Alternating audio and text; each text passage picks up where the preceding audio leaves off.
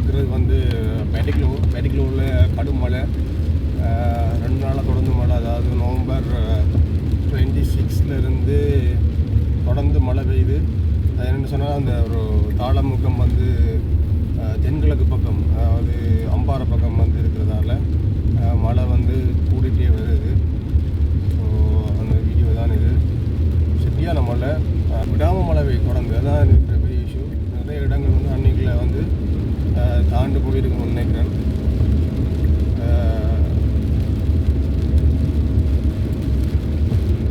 So அந்த video தான் நீங்கள் பார்க்குறீங்க.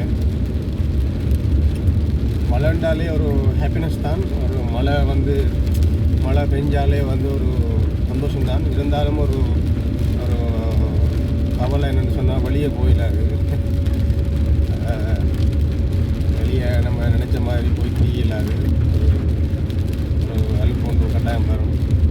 இருந்தாலும் மழை வந்து ரசிக்கிறது ஒரு அழகு தான். நீங்களும் இந்த வீடியோ பார்த்து என்ஜாய் பண்ணுங்கள். என்ன விஷயம்னு சொன்னால் அந்த தாளமுகம் வந்து கிழக்கு பக்கம், அதாவது பேட்டிக்லோ பக்கம் தான் மூவ் பண்ணி கொண்டு இருக்குது. சரியான ஸ்லோவாக மூவ் பண்ணி கொண்டு இருக்கிறதால இன்னும் வந்து எஃபெக்ட் வந்து கூட இந்த மாதிரி சொல்கிறாங்க. அந்த பேட்டிக்லோ வந்து தாண்டும் மட்டும் மழை வந்து தொடர்ந்து பெய்யும் தான் சொல்லப்படுது. சில சம்டைம்ஸ் வந்து இது வந்து சேஞ்ச் ஆகலாம் என்றும் சொல்லப்படுது. பார்ப்போம். இன்னும் 2 நாளைக்கு வந்து தொடர்ந்து மழை பெய்யும் என்று தான் நினைக்கிறேன்.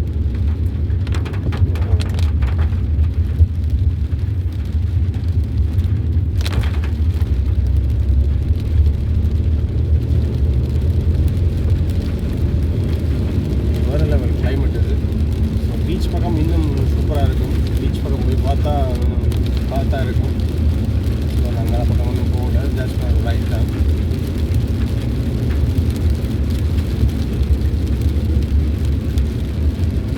மழை வர கொஞ்சம் கூடுது.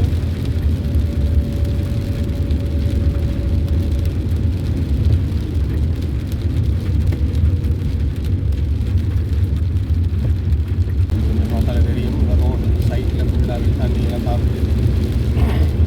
இன்னும் 2 நாள் மழை பெய்யும், ரோடுக்கு தண்ணி வர முடியாது.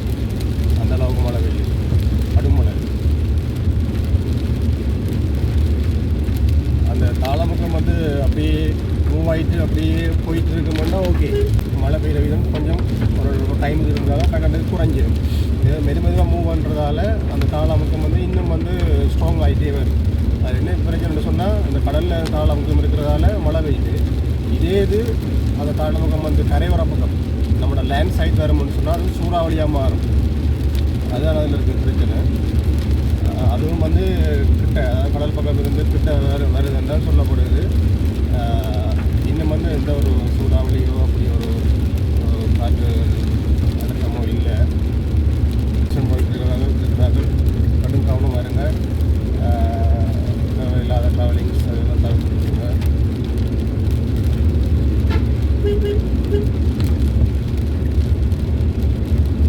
இதுக்கு முதல்ல வந்து ஸ்ரீலங்காவில் ஒரு பெரிய சூறாவளின்னு சொன்னால் 1978ஆம் ஆண்டு வந்திருக்கு. அந்த சூறாவளிக்கு பிறகு வந்து ஒரு பெரிய சூறாவளின்னு சொல்லி இங்கே இல்லை, இது வரைக்கும் ரெக்கார்டில் இல்லை. 1978ஆம் ஆண்டு வந்த சூறாவளி தான் பெரிய ஒரு தாக்கத்தை ஏற்படுத்தினா சொல்லப்படுது. இது அப்படியே இந்த தாளமுகம் அப்படியே மூவ் ஆகிட்டு அப்படியே கிழக்கிலிருந்து வடக்குலேருந்து அப்படியே இந்தியா அதாவது தமிழ்நாட்டு பக்கம் தான் இது மூவ் ஆகும்னு சொல்லப்படுது. நீங்களும் அதை பார்க்கலாம்.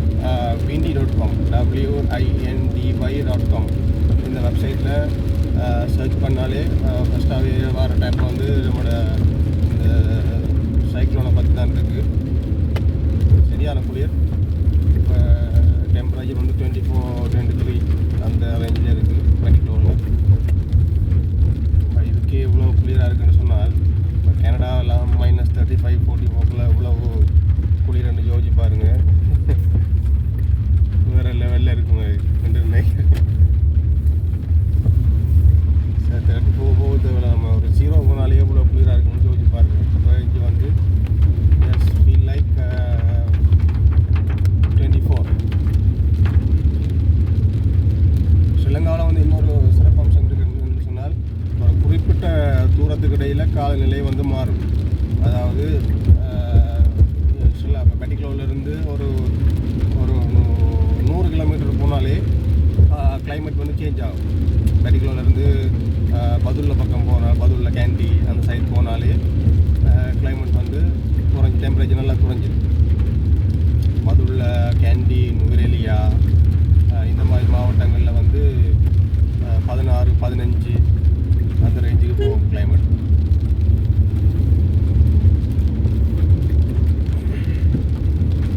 அதால் தான் ஸ்ரீலங்காவில் வந்து ஆப்பிள் வந்து செய்யப்படவில்லைக்கான காரணம் வந்து அதுதான்.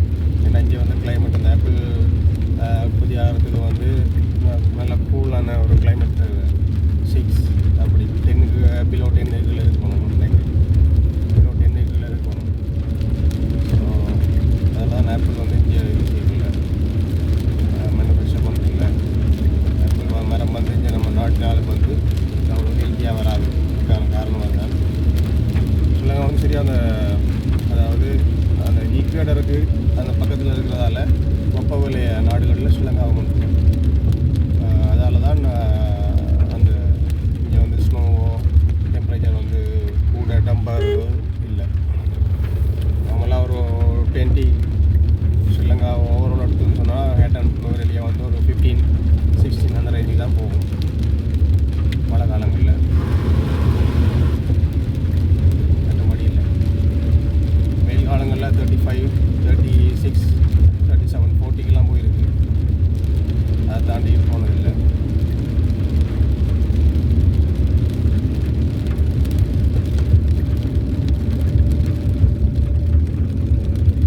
ஒரு 2 நாளாக சூரியனே காணலை, அவ்வளோ இருட்டாக இருக்குது. இப்போ வந்து பின்னேரம் ஒரு 6 மணி, ஈவினிங் 6 மணி மாதிரி இருக்குது டைம்.